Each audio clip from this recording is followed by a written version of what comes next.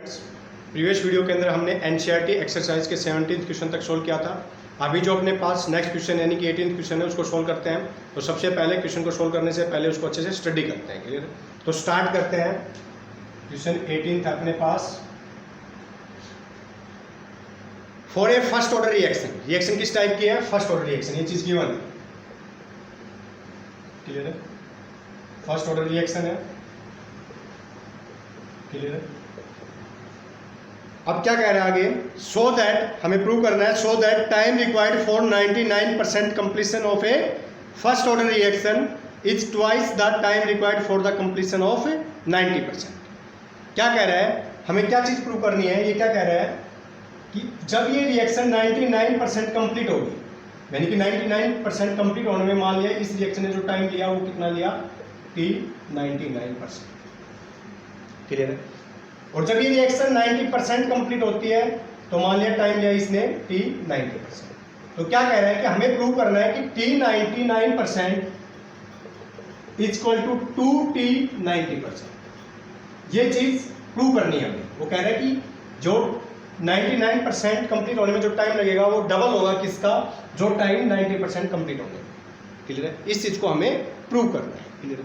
अब देखना, अपने पास मान लिया कोई केमिकल इक्वेशन है, फर्स्ट ऑर्डर रिएक्शन के लिए B कन्वर्ट हो रहा है C के। क्लियर? तो मान लिया टाइम जीरो के ऊपर B की जो इनिशियल कंसंट्रेशन है वो क्या है? A not. और इसको किसके बराबर पुट कर लेता हूं? A के बराबर। इसी प्रकार टाइम T के ऊपर, टाइम T कुछ भी हो सकता है, कंसंट्रेशन मान ली B की क्या है? A। क्लियर है? और यहाँ पर ये किसके बराबर हो जाएगी? A माइनस एक्स के बराबर। यहाँ पर A माइनस एक्स का मतलब क्या है कि जो अपने पास इनिशियल कंसंट्रेशन थी उसमें से कितना डिक्रीज हो गया? x डिक्रीज हो गया। और जितना डिक्रीज हुआ है वो किसके अंदर कन्वर्ट हो गया? प्रोडक्ट के अंदर। यानी प्रोडक्ट कितना बनेगा? x बनेगा। क्लियर है? टाइम t के ऊपर, क्योंकि जितना इनिशियल कंसंट्रेशन में से जितना डिक्रीज होगा, जितना A की कंसंट्रेशन यानी कि B की कंसंट्रेशन जितनी डिक्रीज हुई है उतना ही क्या बनेगा? प्रोडक्ट बनेगा। क्लियर? ये चीज मैं आपको पहले भी बता चुका हूँ। तो इसके लिए जो इक्वेशन होती है फर्स्ट ऑर्डर के लिए वो क्या होती है? T equal to 2.303 upon K log A naught upon A, initial concentration of B, और इन एट टाइम T पे जो कंसंट्रेशन होगी B की वो क्या है? A। अब यहाँ पर A नॉट किसके बराबर है? A के बराबर। A नॉट A के बराबर और A किसके बराबर है? A माइनस एक्स के बराबर। पुट कर सकता हूँ ये चीज। क्लियर है? ये चीज ये पहले भी मैं आपको ड्राइव कर चुका। अब उसके बाद अपने पास जो गिवन है ये इक्वेशन होती है फर्स्ट ऑर्डर की। अब हमें फर्स्ट पार्ट में क्या कैलकुलेट करना है? टाइम कैलकुलेट करना है। वो टाइम जब ये रिएक्शन 99% कंप्लीट हो जाएगी, यानी कि हमें कैलकुलेट करना है T 99%। तो इक्वेशन क्या हो जाएगी? 2.303 के log, अब यहाँ पर A तो है सेम एज इट इज और A माइनस एक्स। अब हमें x क्या है अपने पास? x का मतलब क्या है? x क्या है? A का 99% पार्ट क्या हो चुका? कंप्लीट हो चुका। A का 99% परसेंटेज को हटाएंगे, 100 से डिवाइड करेंगे तो कितना आ जाएगा? 0.99। यानी कि यहाँ पर जो x की वैल्यू है वो क्या है? 0.998। यानी कि इतना पार्ट A का किसके अंदर कन्वर्ट हो चुका? x के अंदर, यानी कि प्रोडक्ट के अंदर। क्लियर? तो यहाँ पर मैं x की जगह क्या पुट कर सकता हूँ? 0.998। तो अपने पास T 99% क्या हो जाएगा उसको देखना, 2.303 के log A माइनस 0.998। जब आप इसको सोल्व करोगे तो आपके पास आएगा 2.303 के log 10 की पावर। क्लियर? अब इसको सोल्व कर लेना। ये क्या हो जाएगा? A को बाहर ले लेंगे और ये क्या हो जाएगा? 0.01। इसे कैंसिल, इसको डेसिमल हटाएंगे, ऊपर चला जाएगा 10 की पावर 2। जब इसको सोल्व करेंगे T 99% और हमें पता है पावर में जो होगा वो आगे आ जाएगा, तो क्या हो जाएगा? 2 इंटू 2.303 अपॉन K और log 10 क्या होता है? 1। तो T 99% ये आ गया। ठीक है? इसको एक साइड लिख लेता हूँ, स्पेस कम है अपने पास। T 99% क्या हो गया? 2 इंटू 2.303 अपॉन K, यानी कि 99% कंप्लीट होने में जितना टाइम लगेगा वो इतना लगेगा, इसके आएगा। क्लियर? अब उसके बाद हमें क्या कैलकुलेट करना है? वो टाइम कैलकुलेट करना है जब ये रिएक्शन 90% कंप्लीट हो जाएगी। क्लियर? यानी कि 90% जब ये रिएक्शन कंप्लीट हो जाएगी। क्लियर? अब हमें पता है 2.303 अपॉन के log A upon A minus x. X क्या हो जाएगा, यानी कि ए का 90%, 100 से डिवाइड कितना आएगा 0.9 ए, क्योंकि यहां पर गिवन है कि कितना कंप्लीट हो चुकी रिएक्शन 90%, यानी कि ए का 90% पार्ट किसके अंदर कन्वर्ट हो चुका, प्रोडक्ट के अंदर। तो यहां पर एक्स की जगह क्या पुट कर सकता हूं 0.9। अब इसको आप जब सोल्व करोगे तो आपके पास जो आएगा T90% वो कितना आएगा 2.303 के लॉग। इसको आप ए को कॉमन ले लो, ए को कॉमन लिया, अंदर क्या होगा 0.1, क्लियर है। ए से ए कैंसिल, ये ऊपर जाएगा, क्या हो जाएगा अपने पास log 10। log 10 कितना होता है 1, यानी कि T90% कितना आ गया 2.303 के, क्लियर है। अब T99% को किससे डिवाइड कर दो, T99% को किससे डिवाइड कर दो T90 से। तो अपने पास क्या आएगा, जब इसको आप डिवाइड करोगे 2 × 2.303 के, इससे डिवाइड करोगे 2.303 और के से क्या कैंसिल 2.3। तो अपने पास क्या आ गया T99% is equal to 2 × T90%। तो ये चीज़ अपने पास क्या होगी प्रूफ, जो हमें यहाँ पर क्लियर है। तो 18th क्वेश्चन क्लियर हो गया। उसके बाद चलते हैं 19th क्वेश्चन के ऊपर। रीड करना क्वेश्चन को।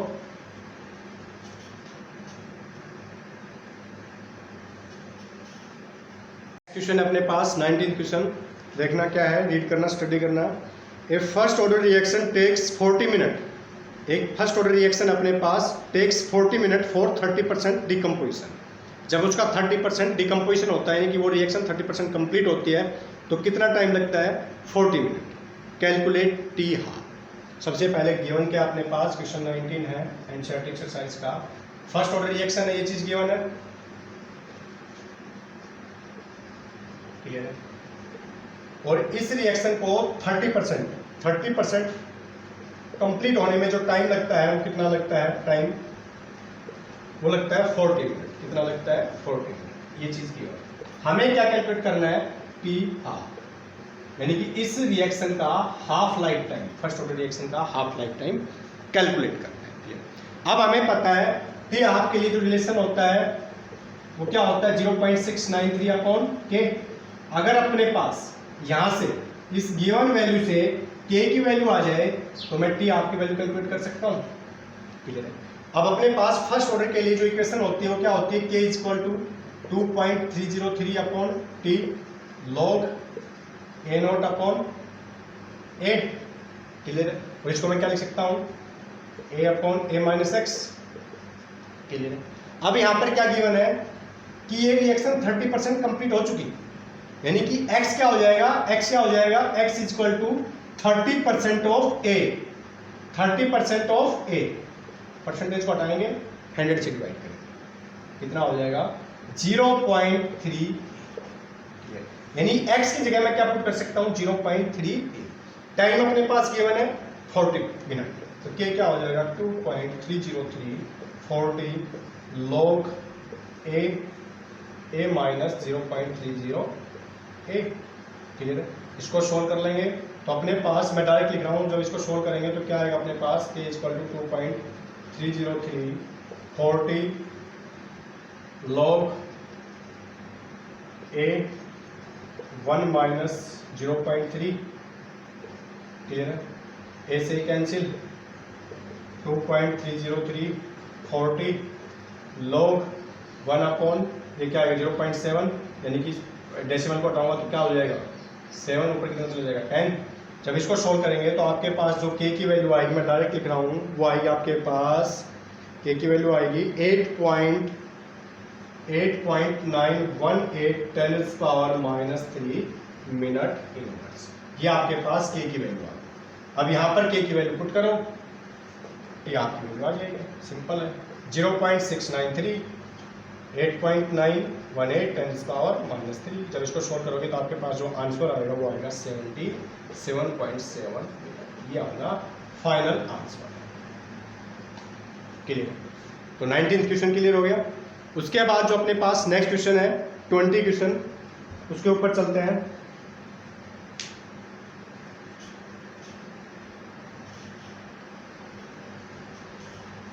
नेक्स्ट क्वेश्चन अपने पास 20th क्वेश्चन, उसको रीड करना, स्टडी करना अच्छे से, फिर उसको सोल्व करते हैं। For the decomposition of azo isopropane to hexane and nitrogen at 543 calorie and the following data are obtain.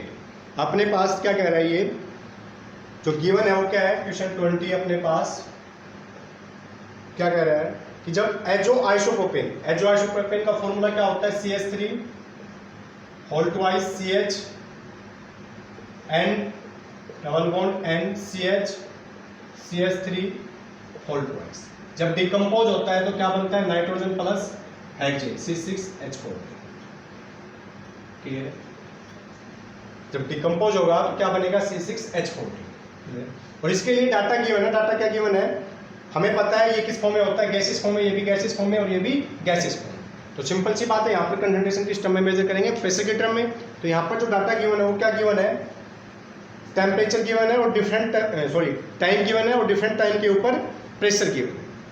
Time है अपने पास, प्रेशर गिवन है, प्रेशर किसके अंदर ले रखा है इसने, mmHg और टाइम सेकंड। तो क्या डाटा गिवन है अपने पास, वो नोट कर लो, फिर इसको सोल्व करते हैं। डाटा गिवन अपने पास 0 सेकंड पे, 360 पे और 720 पे। 0 पे जो प्रेशर है, नीचे प्रेशर है 35.0, 360 पे प्रेशर 54.0 और 720 पे 63.0। ये डाटा अपने पास गिवन है। क्लियर है? इस रिएक्शन हमें कैलकुलेट क्या करना है, कैलकुलेट द रेट कांस्टेंट। हमें K की वैल्यू कैलकुलेट करनी है इस रिएक्शन, रेट कांस्टेंट की वैल्यू कैलकुलेट करनी है। क्लियर है? अब देखना जो अपने पास है, ये जो रिएक्शन है किस टाइप की है, फर्स्ट ऑर्डर रिएक्शन, यानी डिकम्पोजिशन ऑफ एजो आइसोप्रोपेन है, ये किस टाइप की रिएक्शन है, फर्स्ट ऑर्डर की रिएक्शन। क्लियर है? अब यहाँ पर अपने पास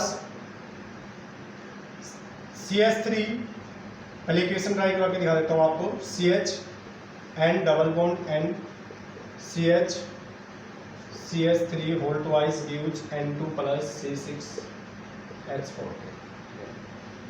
अब मान लिया यहाँ पर जो इसका टाइम 0 के ऊपर जो इनिशियल प्रेशर है वो कितना है, 35। जिसको मैंने नोट कर दिया P नोट से। क्लियर है? इनिशियल प्रेशर जब किसका होगा, एजो आइसोप्रोपेन का, क्योंकि ये तो बना ही नहीं है, जब रिएक्शन स्टार्ट ही नहीं हुई है। तो टाइम 0 के ऊपर इनिशियल प्रेशर मान लिया P नोट। टाइम T के ऊपर मान लिया इसमें से कितना डिक्रीज हो गया, P, इनिशियल में से कितना प्रेशर डिक्रीज हो गया, P, और इसका भी प्रेशर कितना होगा, जितना डिक्रीज हुआ है उतना ही किसका होगा, प्रोडक्ट का। क्लियर है? तो ये चीज अपने पास है। अब मान लिया टाइम T के ऊपर, at time T total pressure यानी कि PT किसके बराबर हो गया, किसके बराबर हो गया, P नोट। भाई टाइम T के ऊपर टोटल प्रेशर क्या होगा, ये प्रेशर प्लस ये प्रेशर प्लस ये प्रेशर, तो कितना हो गया, P note minus P plus P plus P। Clear है? तो यहां से P टोटल कितना हो गया, P टोटल हो गया अपने पास P नोट प्लस P। तो यहां से P किसके बराबर हो गया, P equal to P total minus P naught. लिख सकता हूं ये। क्लियर है ये चीज? अब हमें पता है P नोट डायरेक्टली प्रोपोर्शनल होता है किसके, A के, और ये डायरेक्टली प्रोपोर्शनल होगा किसके, A माइनस X के।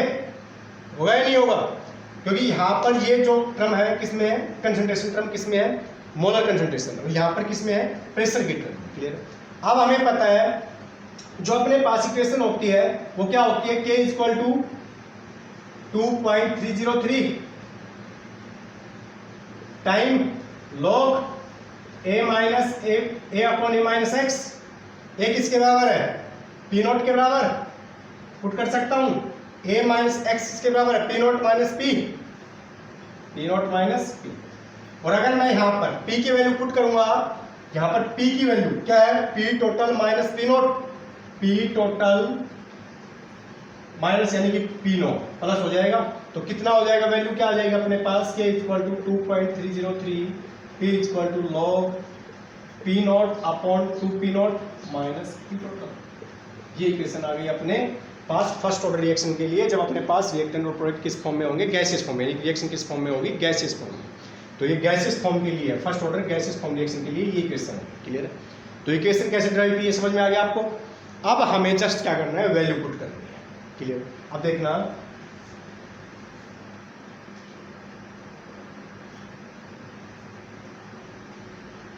k इक्वल टू 2.303 टाइम किस टाइम पे 360 पे, मान लीजिए किस पे k किस कौन से टाइम पे वैल्यू कैलकुलेट कर रहा हूँ k की मैं 360 पे, टाइम को क्या मैंने 360 पे। Log P note initial pressure कितना है 35 टू 35 माइनस पी टोटल यानी कि टाइम टी के ऊपर, टाइम कौन सा लिया हमने 360 के ऊपर प्रेशर कितना है 54। जब आप इसको सॉल्व करोगे, मैं डायरेक्ट वैल्यू लिख रहा हूं, तो आपके पास वैल्यू आएगी 2.175 10⁻³ सेकेंड इनवर्स। क्लियर? तो इस टाइम पे जो रेट कांस्टेंट की वैल्यू होगी वो आ गई अपने पास k 360 आ गई। इसी प्रकार हम क्या कैलकुलेट कर लेंगे k 720 2.303 टाइम कितना हो गया 720 log initial concentration 35 2 into initial concentration 2 P note 35 minus P यानी कि टाइम टी क्या है 720, इसके ऊपर प्रेशर कितना है 63.0। इसको सॉल्व करोगे तो आपके पास वैल्यू आएगी 2.235 10⁻³ सेकेंड इनवर्स। और हमें क्या करना, हमें पता है कि एक रिएक्शन के लिए जो रेट कांस्टेंट की वैल्यू होती है वो क्या होती है, सेम होती है। क्लियर है? तो यहाँ पर इसका क्या ले लेंगे, दोनों का एवरेज, यानी के क्या हो जाएगी इस रिएक्शन के लिए के 360 प्लस के 720 डिवाइडेड बाई 2। जब हम इन दोनों को ऐड करेंगे, इस वैल्यू को और इस वैल्यू को 2 से डिवाइड करेंगे, तो आपके पास जो फाइनल जो एवरेज वैल्यू आएगी रेट कांस्टेंट की वो आएगी 2.20 10⁻³ सेकेंड। तो ये इस रिएक्शन के लिए रेट कांस्टेंट की वैल्यू हो जाएगी। क्लियर है? आपको जो इंपॉर्टेंट जो चीज़ है इस क्वेश्चन के अंदर वो क्या है कि गैसियस फॉर्म के लिए, यानी कि जब अपने पास जो फर्स्ट ऑर्डर रिएक्शन है वो गैसियस फॉर्म में होगी तो उसके लिए इक्वेशन क्या होगी, और वो हमने ड्राइव करके मैंने आपको बता दिया, ये इक्वेशन फॉलो करें। क्लियर है? तो 12th क्वेश्चन क्लियर हो गया। क्लियर है? तो आज के लिए इतना ही, नेक्स्ट वीडियो में मिलते हैं नेक्स्ट क्वेश्चन के साथ, 21th क्वेश्चन के साथ।